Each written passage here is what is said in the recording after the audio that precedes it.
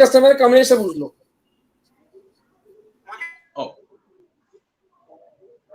ಎಲ್ಲರಿಗೂ ನಮಸ್ಕಾರ. I'm Gopi K, your host for today. On behalf of VHS Karnataka, very warm welcome to all the wonderful viewers for the 49th edition of Online Samvada, brought to you by VHS Karnataka. We had 49 amazing episodes of Samvada from VHS Karnataka until now, including last session on debunking mythology by Sri Aditya Satsangiji. What a well-researched session was that. Akhanda Bharata is a continuous civilization where its culture, values, traditions rooted to the Sanatana Dharma. 2000 years back, invaders feared even to have a bad intention on Bharat, let alone invading Bharat. Example, 2006, roughly about 2600 years back, Cyrus the Mice, who had captured or conquered until Egypt, tried to expand eastwards, that is towards Bharat. He was decapitated as soon as he stepped onto Bharat. 300 years later, that is 2300 years about the time, Alexander, who got inspired by Cyrus, wanted to expand eastward into Bharat. He had been injured in the battle and kicked out of Bharat, who died on the way back. Islamic invaders from 7th century started the expansionist mode across the world. It took an average of 15 years to convert each and every country into Islamic State. For 1,000 years, they have been trying to convert Bharat. We are still good majority, even though we have lost landmass to them, to these invaders. How did Bharat survive the Islamic brutalities for 1,000 years? To know what is the truth and how Hindu rulers protected Bharat from Islamic invaders at that time, to debunk the myth called Hindus and Hindu rulers were timid and were enslaved, to debunk that, we have a special guest speaker, Dr. Omendra Ratnu, ENT surgeon by profession, an author, prolific speaker, and Dharmic activist. Dr. Omendra Ratnu hails from Jaipur, is an ENT surgeon who runs his own hospital. He runs a NGO by the title called Nimit Ekam, with the main purpose of helping displaced Hindu refugees from Pakistan and integrate misled Dalit Sahodaras into Hindu mainstream. Issue of Hindu survival and conflict with violent faith are his core competence concerns, for which he traveled across the world to raise the awareness. He recently floated Dharman's Foundation for India as a central cause fund for Hindu organization working on the ground. Dharmas is his life mission today.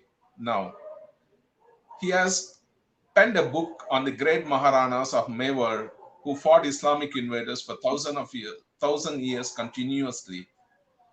The avatars who endured all the hardship, who refused to surrender even when their kings or kingdoms were surrounded, encircled by the enemies from all sides, who lived like nomads but refused to give up. Dr. Omendu is also a singer, composer, writer, Gita communicator, and great ground activities for Hindu cause. So, thank you, Dr. Dr. Omenduji. And we are also joined by Nikhil Shahji, VHS Karnataka State President, and Tejas is there behind the scene, who is still unwell. He has to get up. I mean, like he has to recover from his COVID illness. Without any further ado, now I request Dr. Omendra Ratnaju to enlighten all of us on how Hindu rulers protected Dharma. Please go ahead, Omendraji. Dr. Omendra.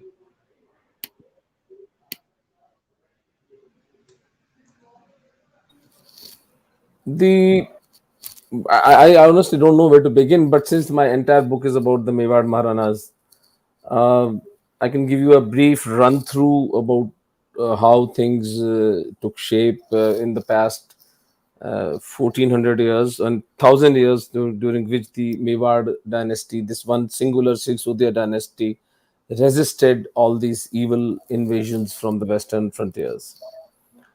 Uh, that's the central thrust of my book, that the story, the valor, the sacrifices of these great Deva Purushas has been completely erased from the history of Bharatvarsha. The academia, the curriculum, the schools, the colleges, the universities. Nobody talks about the valor of these great kings who stopped uh, Islamic onslaught on the country permanently. And the result is in front of us, that even after 1400 years of incessant, unceasing, relentless attack by Islamic invaders, we are still 100 crores, the third largest faith on the globe. If I can call Hinduism a faith, it's an oxymoron. Hinduism is much more than a faith. It's a whole philosophy. It's a way of life. It's a dharma. It's a day to day dictum to how to be a father, how to be a brother, how to be a king, how to be a doctor. So it's all encompassing. Um, the story begins with Bappa Rawal, who was born as Kalbhoj in the early 8th century. And he was born to Kamlavati, his mother. His father died very young. And he was taken in by the Bhil king Mandalik of Avanti kingdom, and was protected and nurtured. And he grew up to be a very great, physically strong warrior. And then he went to Chitradurga, which is now known as Chittor, which was that time ruled by the Mori dynasty. And Bappa served as a vassal to the Mori king Man Mori. And it was this time that Muhammad bin Qasim, 712 AD, attacked Sindh, and by deceit, by aligning with Buddhists and the local Maid tribes of Sindh, defeated Raja Dahir, the Brahmin king Raja Dahir, and beheaded him, sent his severed head to his Khalifa Hajjaj bin Yusuf in Baghdad. And for the first time in the history of Bharatvarsha, his two daughters, Surya Devi and Parimala Devi, were made sex slaves and taken for to serve as sex slaves to Hajjaj bin Yusuf. That was the tipping point and the turning point for Bappa Rawal, when he said that this is a vile and a hideous mafia. This is no ordinary invasion. They are not only after our land or money, they are after our honor, they are after our way of life, they are after our dharma. So, in a way, Sanatan Dharma was the first interface happened in 712, and even Kalabhoj Paparawal was a vassal to Raja Manmori. And then he understood that Raja Manmuri is incapable of leading this revolt, so he replaced him, became the king of Mewar. Thus, this Mewar dynasty came into existence. Uh, for the history buffs, uh, James Todd has proved it in his book that Kala Bhoj and Bappa Rawal and the Sisodiya dynasty, they are direct descendants of Bhagwan Ram's first son, Love. The other son, Kush, the Kachawas of Jaipur are the direct descendants of Kush. Now, Qasim, after killing Muhammad bin Qasim, after killing Raja Dahir, went back to Baghdad, and the girls took a revenge on her, telling Hajjaj bin Yusuf that this can't hear. No, we can hear. I think There is maybe a some comment here, Vidya Amaripur, that we can't hear anyway. yeah, Something wrong with his system. So yeah. then the girls told Hajjaj bin Yusuf that this chap has already exploited her sexually, Muhammad bin Qasim. So Muhammad bin Qasim was murdered by Yusuf. And Junaid al-Mari was the new representative of the Caliph, an Umayyad dynasty that invaded Bharatvarsha somewhere around 730 AD. Bappa Rawal then aligned with the Nagbhat of Malwa, Jay Bhatt of Gujarat, and Pulkesi Raja of South India, and they formed a 10,000 strong force that took on 60,000 Arab force in Battle of Rajasthan, somewhere near Mandovar of what is present day Jodhpur. And the Arabs were conclusively defeated. The Arab historian Baladhuri writes that We could not find a place of refuge from the Rajput fury. That was the situation. And this went on for the next 500 years. Bappa's children, especially Command 1, Command 2, Command 3, uh, and uh,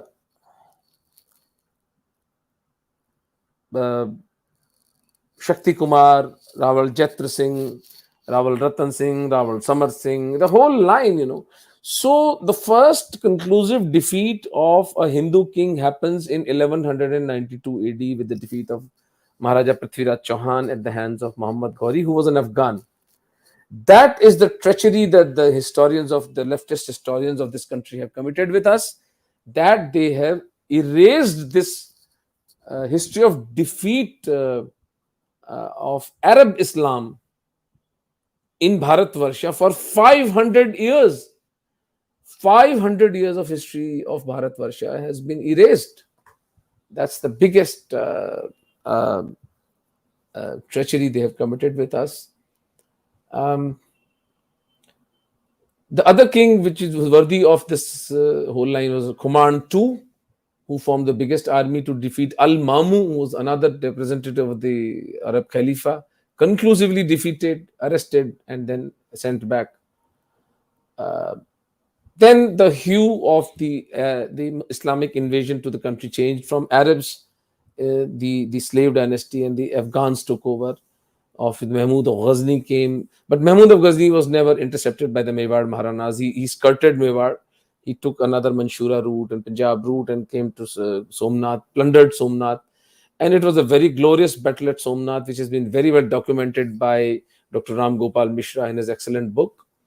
That battle is not my mandate, that's why I will skirt it. And then, of course, Muhammad Ghori came, and Muhammad Ghori defeated Prithviraj Chauhan and killed him. And then he appointed Muhammad bin Aibak, Kutubuddin Aibak, as his governor here, who then appointed Iltutmish. Iltutmish was a sworn enemy of the Vedic schools of Rajasthan, and he plundered hundreds of schools across Rajasthan before Rawal Jatra Singh of Mewar took on him in the Battle of Bhutala. And it was a fierce battle. It was a bloody battle fought somewhere in central Mewar, very close to Gogunda and Nagda. Nagda is a beautiful city. Even today, although it has been turned into ruins, 1,000 years ago, it's 800 years ago, it was plundered by Iltutmish and his army.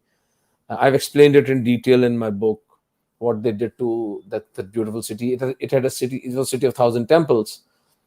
Finally, Iltutmish was defeated by Jatra Singh and kicked out of Rajasthan. Then Rawal Ratan Singh, Padmini's husband, and Alauddin Khilji invades Chittor. That saga I have elaborately explained. And in 1303, the first Saka Johar of Chittor happens. Now, Saka Johar is something which is very uniquely Hindu. Nowhere on the globe, Islamic invaders have faced a resistance as vehement as the Saka Johar. Saka was the name given to the final assault by Rajputs when they were besieged in a fort. For example, here we are talking about the Chittor fort. But 12 such Saka Johars happened in Rajasthan, in Ranthambore, in Jaisalmer, in Jalore, in Chittor. So this first Saka Johar of 1333 AD, in which the women gave themselves to fire, Maharani Padmini with 20,000 of her consorts, tying their children to themselves and burning themselves alive in the fire. That was the cost our forefathers paid to stay Hindu and defeat these thugs masquerading as some benevolent benefactors of this glorious nation of ours.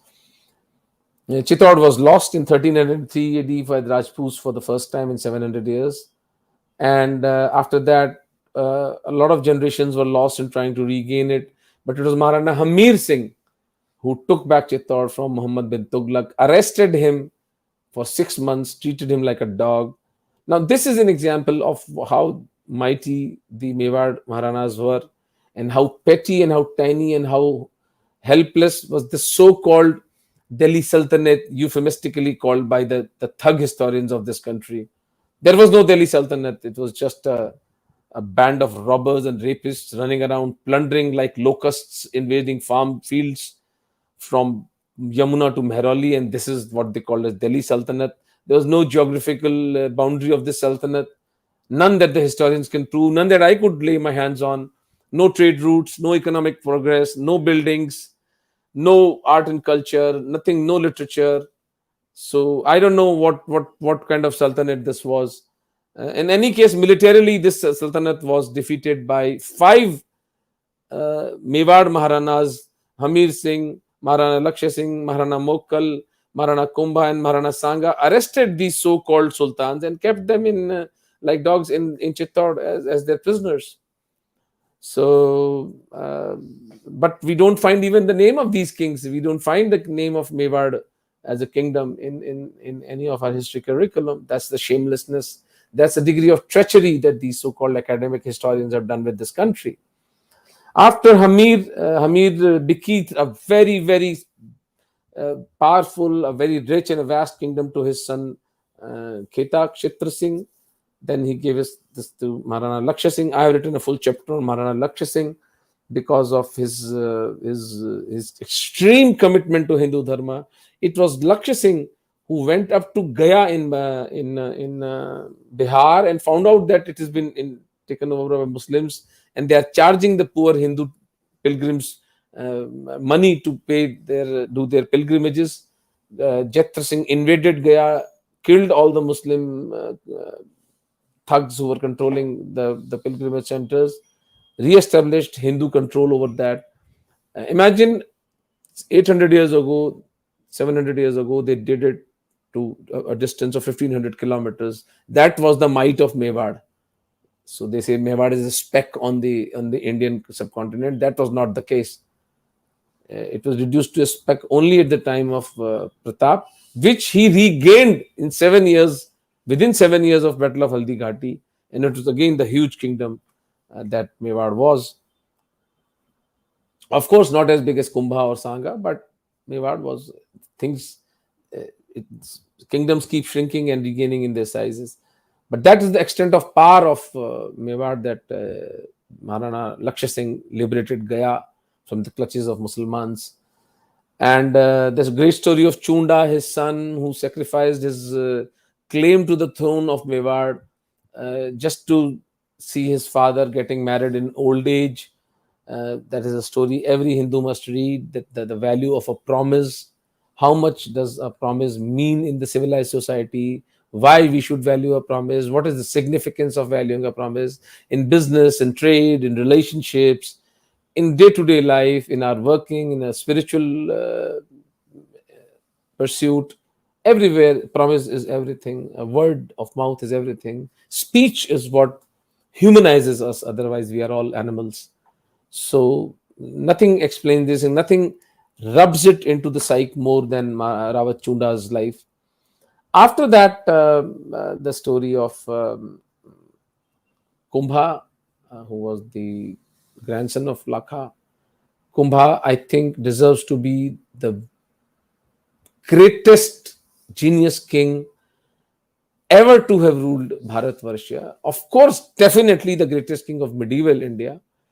But even R.C. Majumdar and a lot of historians have said that Kumbha was a king of the caliber of Ashoka and Harsha and Chandragupta Maurya.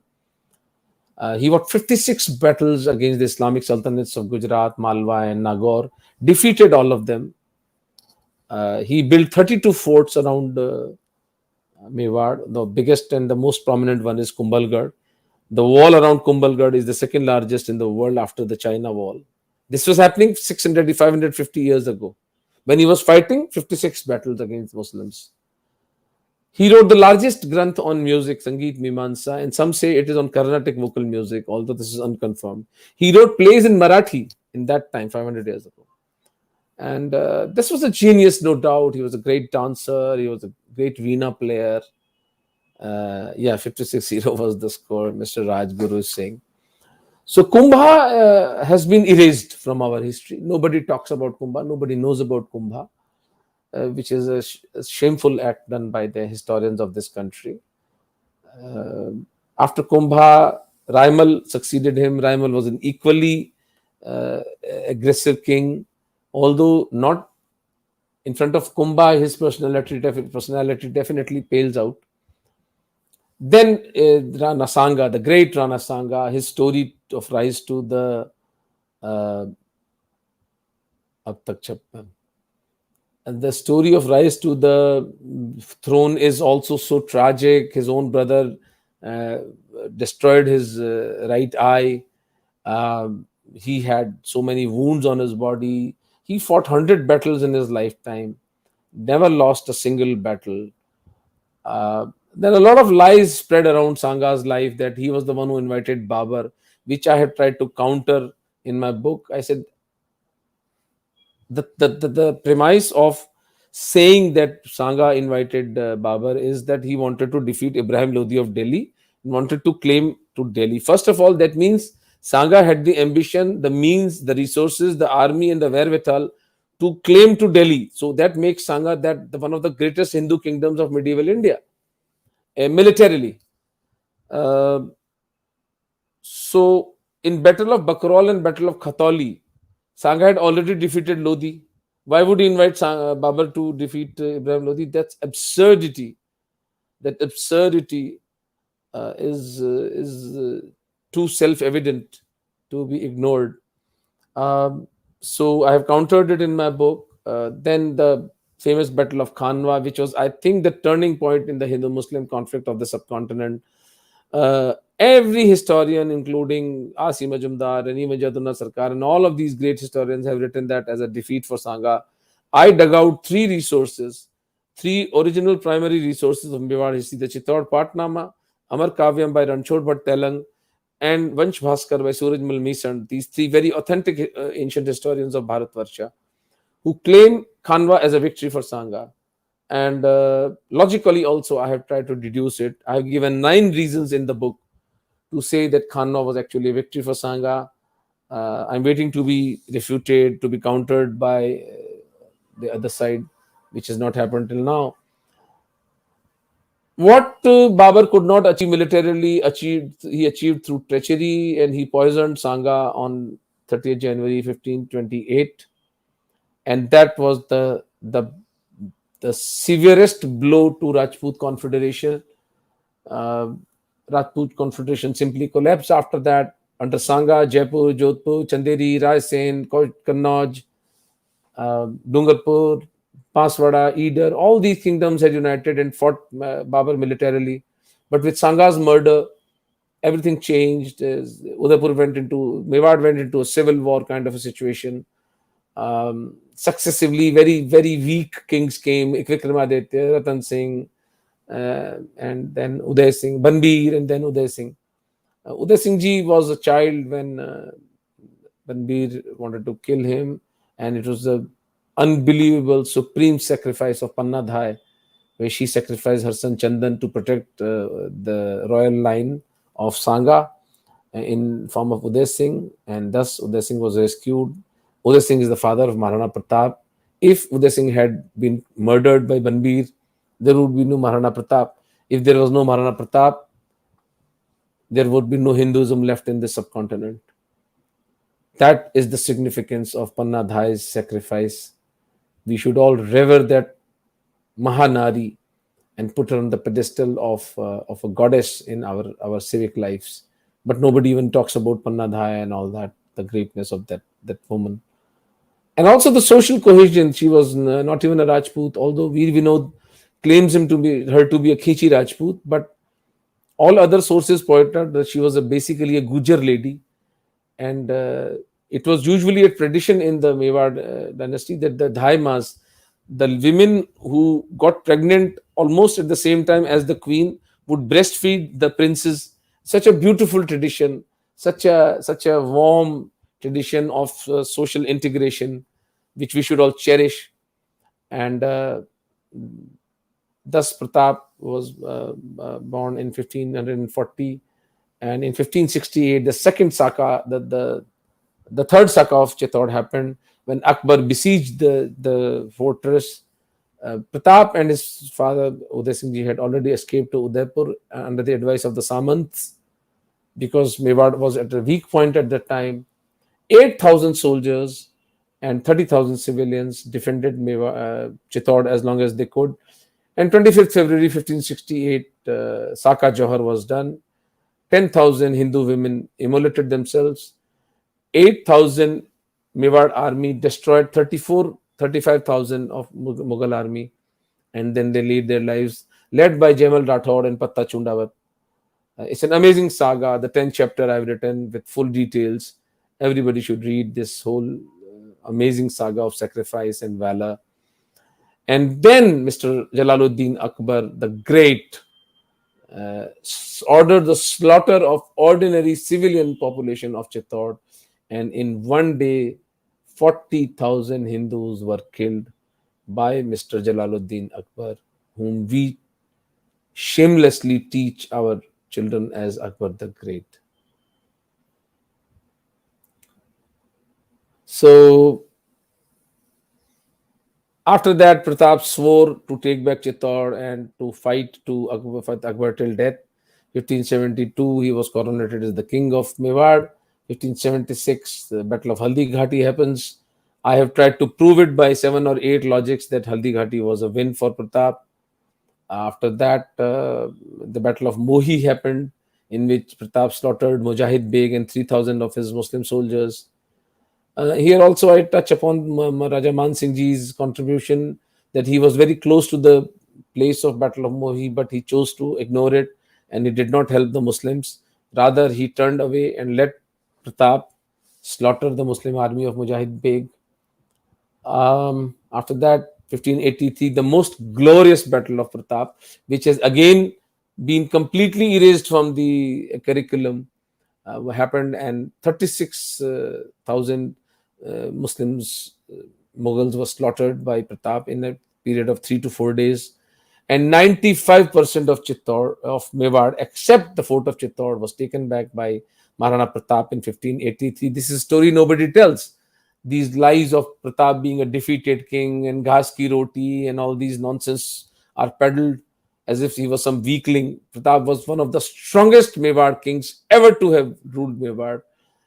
He was born at a very difficult time. He was born with a Mewar, in a Mewar which was resourceless, but the Bhils provided him the critical mass, and the association of Bhils and the Rajputs was taken to a new level by Maharana Pratap Singh of Mewar, and he ruled uninterrupted from 1583 to 1597. He ruled uninterrupted.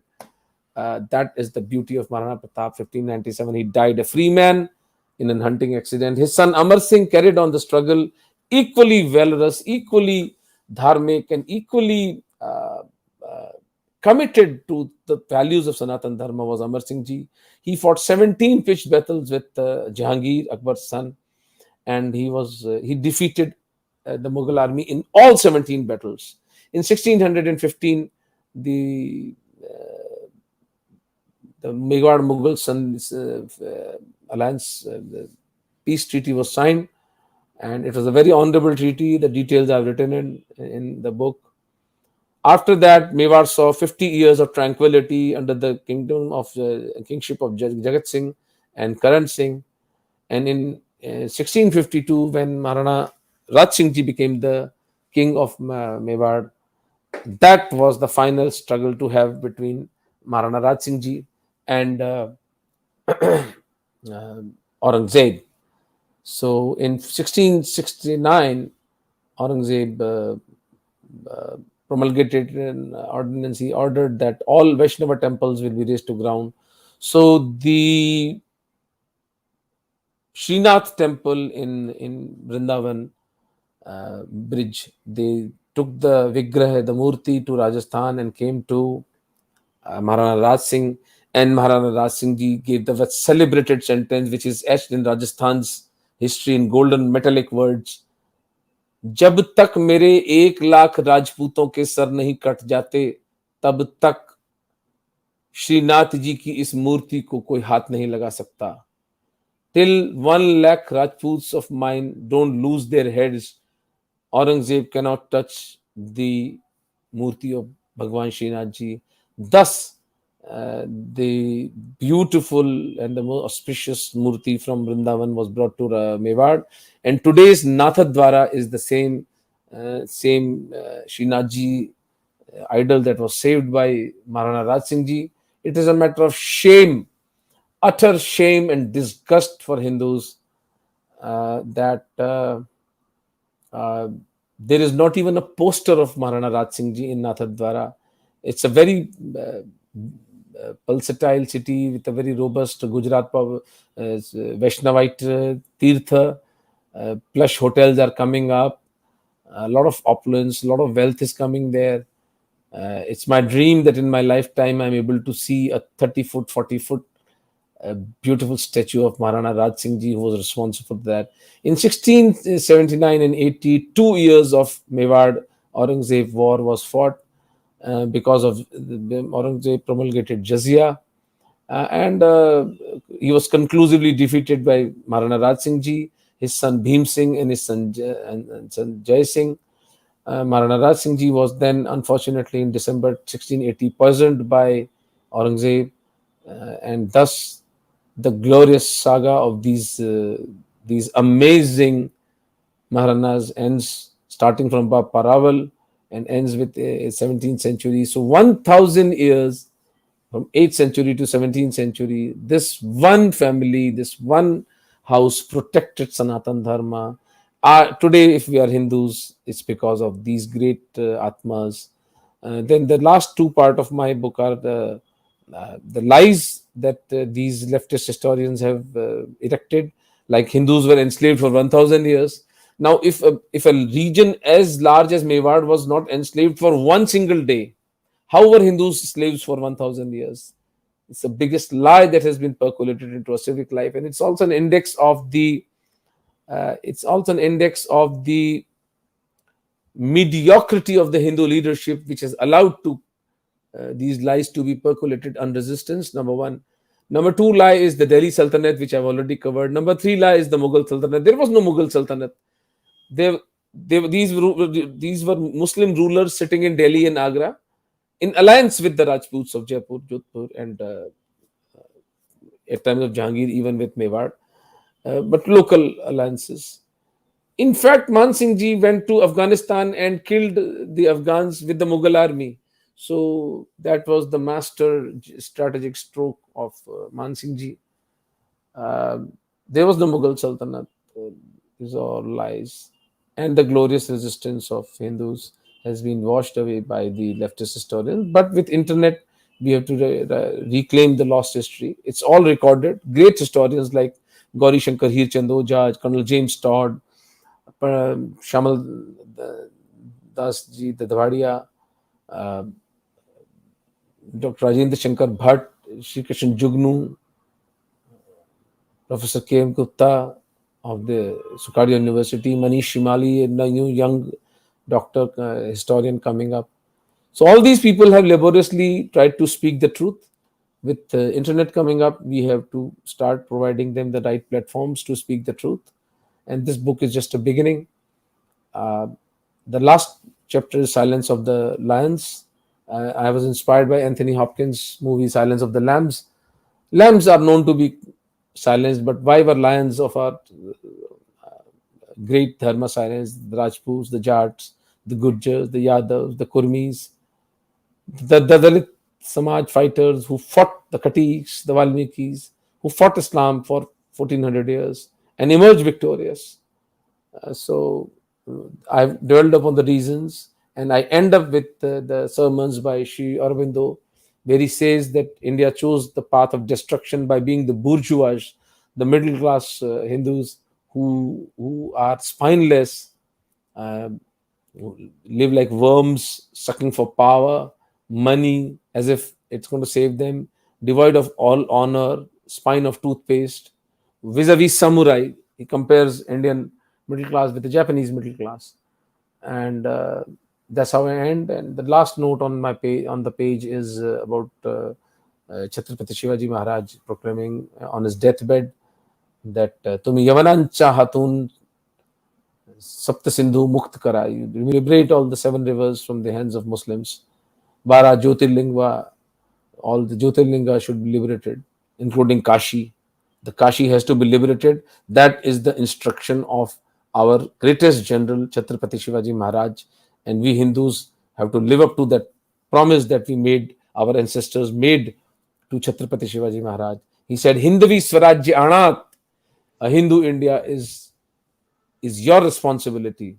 Chukur ho naka. Let there be no deviation from this goal. So it remains to be seen whether Hindus have it in them to proclaim this land as a Hindu Rashtra and reclaim our lost physical, emotional, psychological, and spiritual space, or be relegated into oblivion. That is the real challenge. Thank you very much for listening so patiently to me. If there are any questions, I'll be more than happy to answer.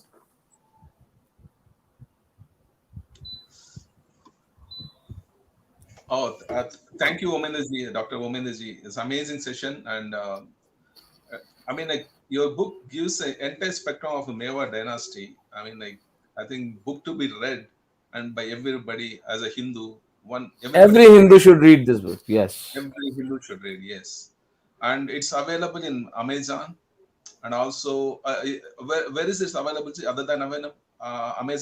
We have our own website, maharanas.com. If you can type it and post it, Okay. Maharanas, maharanas.com. Okay, maharanas.com. Okay. So please, viewers, please, I mean, get the book, and it's an amazing book and with facts, not the fake historians writing it, historians rather. And question, Doctor, you already touched base on the Akbar, and I mean, the leftist Islamists project Akbar as great. What is the truth behind it? Why are they doing it? They're doing it because the greatness of the Hindu kings has to be maligned. The project of Islamization of this country is on right now. It has been on for the past 1400 years. Now it has changed its form: Sufism, Shero Shairi, Bollywood, TV serials. Look at the way we speak our Hindi. It's 90% Urduized. If somebody starts speaking in chaste Hindi, for example, I like to speak in chaste Hindi, and people say we are not even understanding what you're saying. That's the level of damage that has been done. So Akbar was the role model for them to pick up because Akbar was a very cunning king. He was the first one to purchase Hindu loyalties. See, before Akbar, all these invaders, why did they have such huge failures in invading the country? Why this so-called Delhi Sultanate, barring 3 4 names, you don't even know the names of these so-called sultans. Alauddin Khilji, Muhammad bin Tughlaq, Ibrahim Lodi, right? For 300 years, this so-called Delhi Sultanate, you know 3 names. So Akbar was successful in forging an alliance with Hindus because he saw that without aligning with Hindus, and if I alienate the Hindu population, then I will not succeed. But he still damaged us. The religious zealotry went on. He slaughtered 40,000 Hindus in one day. Amount of murder he committed after the second battle of Panipat in 1556 AD. He erected these spine the towers of Hindu heads. You must read the way uh, the way he slaughtered, beheaded Raja Hemchandra Bhargav in 1556 AD and his father, his old father, when they refused to convert to Islam. He was a debauch, the way. And all this nonsense about that Janmashtami celebrations in Mughal Azam, these are all lies. He did not marry a single Hindu woman. Every Hindu woman was converted to Islam before being married to Akbar. There was no Jodha Bhai, there was a Harku Bhai, but even this Harku Bhai was converted to Maryam ul Zamani, whose grave is still today in Agra, besides Akbar. So they are trying to tell us lies, but it is an index of the mediocrity of the Hindu historians who purchased these lies. And he also damaged us economically There is a beautiful book by Mr. M.A. Khan, The Islamic Jihad and the History of Conversions. Everybody should read it. He has documented it so well that economic damage that Jalaluddin Akbar brought to the Bharatvarsha. So why is he called great? Because our historians, our leftist historians, love to lie from their teeth, and nobody likes to resist them. Uh, Third-rate people like Nehru and Gandhi, uh, third-class leaders dictated the uh, destiny of this country. So what we didn't lose in 1300 years of our conflict with Islam, we lost that in 70 years with the loss of the five education ministers were Muslims, starting from Madrasa Chap Azad. Somebody should question there should be a trial for treason against Nehru. That how on earth was a madrasa educated person become the education minister of this country when we had uh, doctorates like Baba Sahib Ambedkar from Columbia University, and in that time he should have been the education minister of this country instead of the Madrasa Chap Azad. After that, Nurul Hassan, Fakhruddin Ali Ahmed, MC Chagla, five Muslim education ministers. No wonder the Mewar history was completely erased. And even today, it continues to be uh, to be on the side as a footnote. The history of this country, which is so rich, the Vedas, the Upanishads, Mahabharata, Ramayana, Adi Shankara, Bhagwan Buddha, Bhagwan Mahavira, who provide us solutions to day life, has been reduced to the history of plunderers of this country, Afghans, Mughals, Turks. What kind of a dirty, filthy joke is this? Coming to the point, thank you for the answering, Doctor. Coming to this question, second question. In fact, you already touched base on this.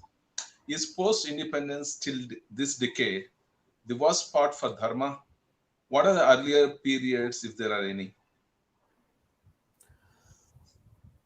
I think Akbar's reign was a very bad time for our dharma because he polluted us from inside. He he was the first one who created the strife and the enmity between Rajputs by picking up loyalties, purchasing loyalties, uh, hiring the services of Raja Bhagwan Das and Raja Todarmal. These were two Hindu kings who witnessed the third Saka Jauhar when the Hindu temples were being destroyed and Hindus were being butchered, crushed under elephants. These two Hindu kings were sitting there and watching it. So I think that was one damage. A degree of damage was done by Akbar. Then a lot of damage was done by Aurangzeb by forcibly converting people. After that, I think the Britishers were fairly just rulers. I see no point in opposing Britishers. If they ruled us, it was because of our own weakness. Britishers also gave us railways, colleges, postal system, a lot of industries. So I see the British rule as a kind of a 50-50 thing. Mixed bag. Uh, yeah, it's a 50-50 thing. There were some advantages to the British rule, and honestly, I even don't feel like 15 August 47 as this Amrit Totsav and this independence. I simply see it as a transfer of power from the Gora Sahib. It went to the Bhura Sahibs, and the Bhura Sahibs proved to be worse. They proved to be as I've pointed out in the last part of my book, quoting Sri Aurobindo, the bourgeois people without devoid of honor, with no sense of history, no sense of valor, clinging to their lives like leeches. Uh, third class people. I mean, I would not even employ these people as orderlies in my hospital, and they were deciding the destiny of this nation. There should be an inquiry on this. There should be independent judicial commission on this. That whatever was done to the history, to the geopolitics, and to the issue of Kashmir, to these minority commissions, the Waqf boards, the blunders and plunders that were committed on the Hindu psyche. And why? What did Hindus do to deserve this? Why were Hindus made to suffer? We were the wealth creators. We were the people who reconciled 800 dialects, boss. Where does this happen?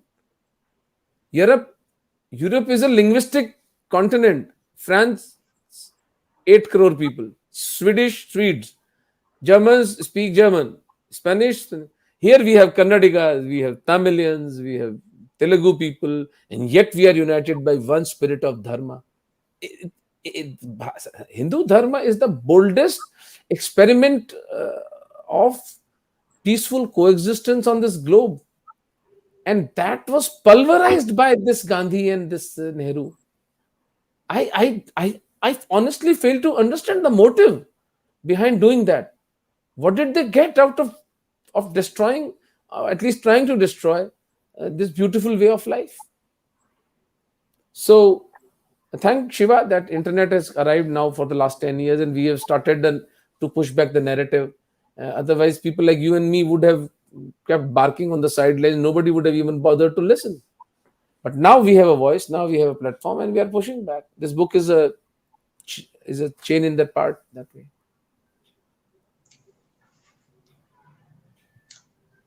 And coming to the British, I mean, colonial rulers, I mean, they inflicted artificial famines and killed millions of Hindus, I mean, Yes, Indians, and also they looted around 45 to 70 trillion, I mean, roughly about 45 trillion, not one or two $1 trillion of worth of wealth from India. And that is yes. the one which is like making them rich countries today, and living the Western countries which are living on the past colonial loot from Hindu India wealth. Yeah, in the wealth. yeah. So I mean, like when colonizers are equally bad. I mean, like that's what I meant. Like, sorry to say, I mean they might have given some railways to loot the wealth from the hinterland. So they might have given something, but at the end of the day, it's all their market. They just want to loot.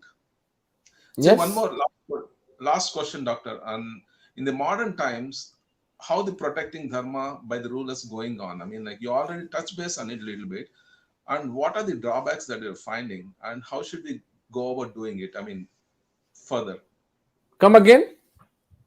I mean, modern times, I mean, how the protecting dharma is going on. I mean, like, is it really going on the Oh, protecting yes, it's dharma? going on a big way. It's going on in a big And, way, boss. and what are the drawbacks that we see, and how should we correct this if there are any drawbacks, and to go forward? I see only one drawback, that is the lack of funds for Hindu activism, for Hindu narrative building. There is a channel called Al Jazeera, funded by the Qatari oil money. They peddle lies This is 24 brotherhood. hours. This world is ruled by what Goebbels said, that you tell a lie 100 times, it becomes the truth. So Hindus don't even have a voice. Hindus don't have a narrative. Hindus do not have a lobbying firm. I've been like working for Pakistani Hindus. It is shocking for me when I learned 7 to 8 years ago that Pakistani Hindus are not even designated as refugees in the United Nations. So, what kind of relief are we expecting for the Hindus of Pakistan from the international community when they are not even recognized? In 2017, I went to the US to tell the stories of Pakistani Hindus to the Department of State of the United States, and the ladies sitting there they were listening to the story for the first time in their lives. I mean, what was the Hindu leadership up till now? Why hasn't the story of Pakistani Hindus reached every Hindu home? 3 Hindu girls are picked up every single day. They are taking our girls. And we are not supposed to even talk about that. And when Modi ji brings such a compassionate law, CAA, they create Shaheen Bags. And this government simply capitulates. A simple SHO would have disbanded the Shaheen Bagh. SHO. So this is only one issue. The genocide happening in Bangladesh. The Sri Lankan Hindus living like dogs in their own country. So Hindus are West the Bengal. biggest orphans. Sorry. West Bengal. No, I mean I'm talking about West Bengal and Kerala Hindus. Have they at least have an option of migrating to Rajasthan or Gujarat or Yes, safer Hindu places? What does a Sri Lankan Hindu do? He doesn't even have the option of migrating, boss. For that's Pakistani, Bangladeshi, and one more thing, which a very simple thing, which is such a basic thing. All the time I see these people of Hindu leadership constantly fretting, Hindu population come ho rahi hai, we should breed more children. अरे यार 1 crore Hindus in Pakistan, 1.75 in Bangladesh. You have these almost 3 crore Hindus who don't have to do Garvapsi. These are ready-made Hindus. You have to simply bring them into Bharatvarsha. But Tantanpal, Madan Gopal, we do not even have the moral fiber to reach out to our own persecuted people. So the challenges are huge, but everything bottles down to people like middle class Hindus like me and you and Nikunj Bhai and all of us have to come up. We are now the leaders of Hindu Samaj. We have to give direction to the Hindu Samaj. Dharmanj Foundation, you told in my introduction, is my life's mission now. We need rich Hindus to fund uh, a common pool from where we can talk about different war rooms of Hindus, a war room against love jihad, one different dedicated cell for Bangladeshi Hindus, one dedicated cell for Sri Lankan Hindus, paid people, smart, bright people. Nothing comes for free. As there is an English saying that if you give no peanuts, freedom. you will get monkeys. If you give peanuts, you will get monkeys. Monkeys can't save you. They can just fool around. So Dharmanj has to become the reality now. Dharmanj is the real weapon for us to take on the Abrahamic mafias. Um that's it. It's time for me to go. I think if there's anything else, In fact, like the last question was about Dharmansh and Nimik Etham. Nimik, Nimittekam, yeah, yeah. Nimik Ekam. Yeah, So we about have your taken out 10,000 Hindus out of Pakistan in last 6 years. We have managed to get 3,500 citizenships for these unfortunate forsaken Hindus. Today itself, go to my Twitter handle at Satyanveshan if you can write it here. Go to my Twitter handle. I have retweeted actually a video by Gaurav Arya, and I'm so grateful to him. You see, this is the situation in this country. The Dharmacharyas, the Mathadishas, these Bollywood thugs, these cricketers, none of them ever talks about the plight of Pakistani Hindus. If one of them was to talk, how many Hindus would get educated, and how many Hindu girls could be saved? And we are of the hairs of a civilization जहां हम कुमारी कन्या को we consider her as a goddess. An unmarried girl child is like a goddess for us. We touch her feet we seek her blessings. And the unmarried girls in Pakistan are being raped by entire villages while we are sitting sipping coffee in our air-conditioned chambers. Shame on all of us. So start talking about the Pakistani Hindu issue. Go to the site of Nimit Tekam. Go to the site of Dharmanj Foundation. Give 100 rupees a month as Dharmanj. 100 rupees a month Dharmanj from each Hindu on this globe can save us in the next 5 to 7 years flat. Thank you so much. thank you for that. And and one last this one is, what is the probability of CAA implementation? I know it's been white paper still. There is nothing has been, no rules have been implemented. So what are the possibilities that illegal Bangladeshis can be moved out, or the otherwise also? I cannot answer that question because it is not my mandate. I Okay. have been talking to the government officials, the MHA people, I've been talking to the ministers, I've been talking to the politicians. All of them shrug their shoulders and they say, we don't know what's happening. Probably this government knows something about this issue which we don't know, which you don't know, I don't know. Maybe there is a threat of a civil war. Maybe there is a threat of an economic meltdown if CA is implemented. The unfortunate linking of CAA with NRC also happened. So we don't know what's the game here. We can only keep begging, keep asking. I keep begging and keep asking everybody whom I meet for the implementation of CA. When is it going to happen? I have no idea. I don't like to speculate on things which are beyond my domain. It's not my mandate. Thank you, Doctor. On behalf of VHS Karnataka, I thank Dr. Omendra Ratnu for accepting our request and enlightening all of us on how Hindu rulers protected Dharma and Bharat all the way, and how to go about it. Also, you mentioned about it. And please do go and read the book Maharanas. It's an amazing book. All the Hindus should read. And thank you, Dr. Dharmendra Ratnuji. Thank you, Nikunji. Thank you, Tejas. Please get better sooner. And I didn't ask, do you have any question? In fact, I didn't ask you. For me? Yeah. Oh, okay, I had a question for Doctor. Doc, you gave such a lovely insight into this whole Hindu rulers and protecting Bharat. As a part of VHS, I would like to ask you is how do we collaborate and see that our Hindu brothers across India are far more aware in getting this message through? Well, we just keep doing what we are doing. The internet is the very powerful tool. We have to make this Hindu Dharma is congregational. We have to have a congregation every Saturday, Sunday, Tuesday. I don't know, one of the religious days, maybe Hanuman Chalisa, some kind of a thing. But because all of us Hindus have been turned into EMI Hindus, our biggest purushartha is that we generate enough every month installment to give it to free ourselves of the loan burden. So maybe Sunday is the right day when we do not actually have to go and slog it out. So on Sunday, meet at your local temple. About 50 odd 100 people should meet together. And the key is Dharmanch, 100 rupees per month Dharmanch into Dharmanch Foundation of India, and dedicated cells for every issue confronting Hindus. Bright, smart people thinking for Sanatan Dharma.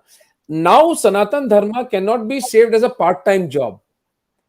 For example, I am doing a part-time job of saving Dharma. My bread and butter comes from my surgical skills. I have to be a doctor 3-4 times of the day. I'm a Hindu activist only for the rest 1/4.